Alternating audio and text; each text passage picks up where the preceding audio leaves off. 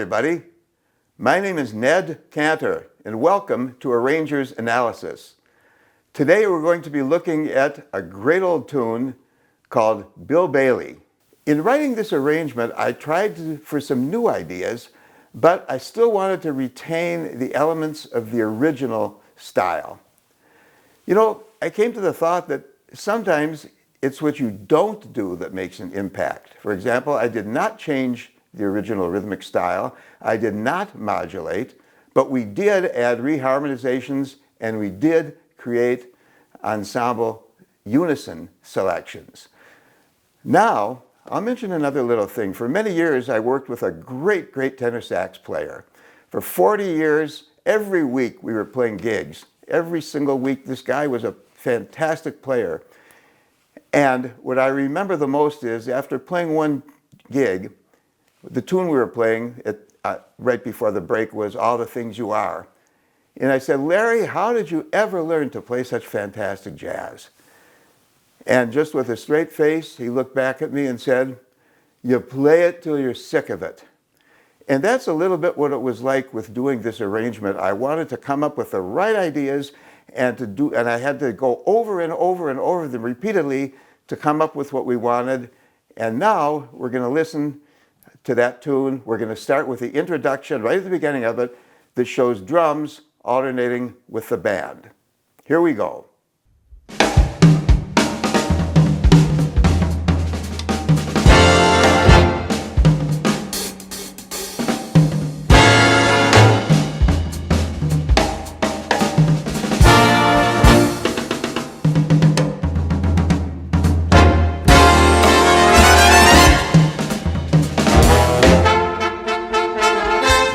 All right, now the next thing I want to take a look at are some of the options with the harmonic changes. We all know that the standard change 2 to 5 is really what makes jazz happen. What we want to talk about too is some of the things to make it interesting. Now, if I go 2-5, I'm going 2-7 to 5-7 to 1, pretty common. But what we wanted to do on this arrangement, I wanted to make a little bit of a difference. So in other words, instead of doing 2 full bars of the 2 chord, 2 full bars of the 5 chord, start up a half step and work your way around back to it. So in other words, we start with an A flat minor 9th here, and then a D flat 7, or in this case, D flat augmented 11th, and then back to G minor 7. And then you can go to a C plus 11, different kinds of things like that. There's other ways to do this too. We can extend the chords in different ways and use different kinds of chords. But in the short time that we have, I'll just give a quick example. Here's that A flat, then we go D flat. Then you might try a G flat sub. So, different kinds of things you can do. Let's give a listen right now. At page 6 and 7, we're going to hear some of the alternate changes that you can use within the piece.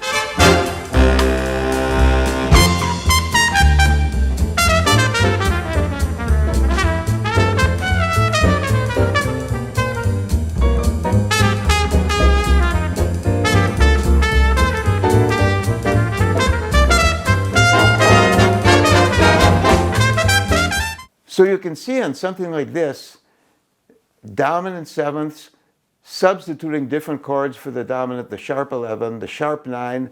It really comes back to what Larry was saying, play it till you hate it. You keep going over and over and over and trying out different things and you feel you get what works best. You have to remember, the ear is the ultimate judge. Now here's something a little bit different.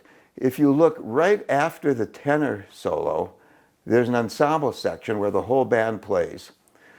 You're going to hear something there, and going on, when the solo guitar takes over, you're going to hear something else.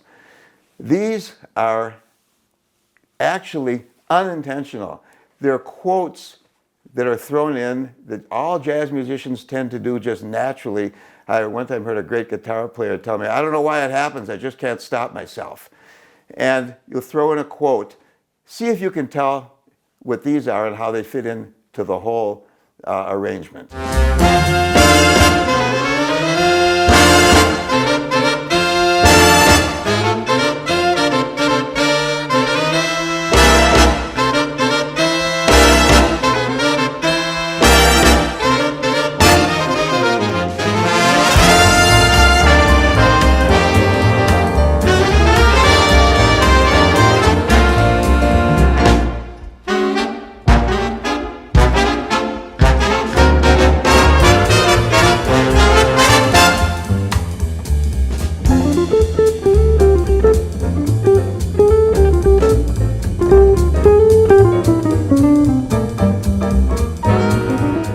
That's right, you heard it right. That was a little few bars there of Duke Ellington's Caravan, and then the guitarist started his solo with Jumpin' with Symphony Sid. Okay, next we come up to a band unison section. Let's go to that right now.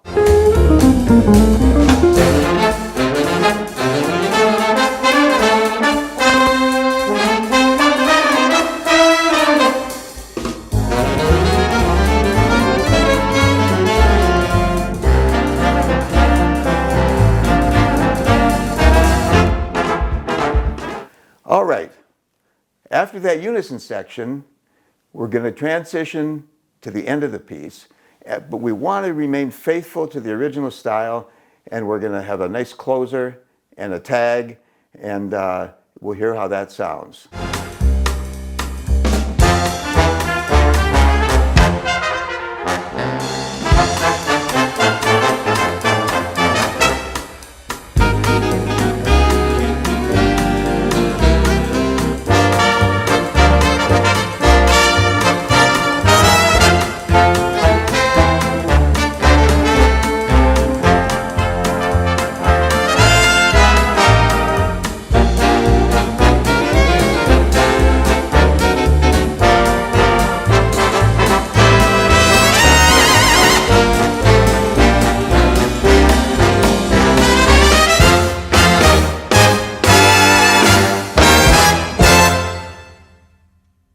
Thanks very much for coming to this session of Arranger's Analysis. Remember, please hit the subscribe button, and if you'd like to order the chart, click the J.W. Pepper button right at the bottom of your screen. This is Ned Kantar. Until next time, wishing you all the best. Thank you.